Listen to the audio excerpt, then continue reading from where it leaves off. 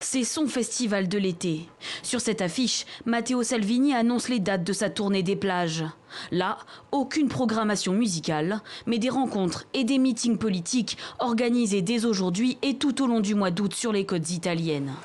Des côtes italiennes où arrivent régulièrement des migrants. Et ça, Matteo Salvini entend bien que cela cesse. Pour cela, le gouvernement italien vient de ratifier le décret 160, une loi sécuritaire contre les ONG qui sauvent des migrants en Méditerranée. Alors que l'hémicycle applaudit cette décision, à l'extérieur, des manifestants donnent de la voix. La solidarité n'est pas un crime, disent-ils.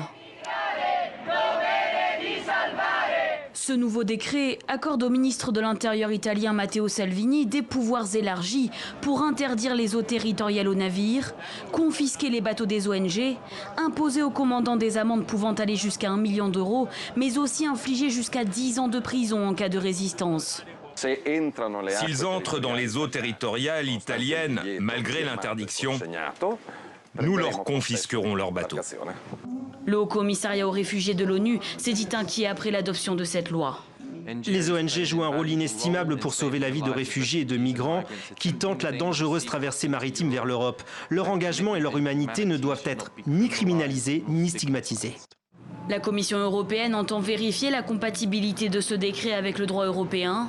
L'ONG SOS Méditerranée, dont le bateau Océan Viking vient de débuter ses opérations de sauvetage, a quant à elle déclaré qu'elle respecterait strictement la loi.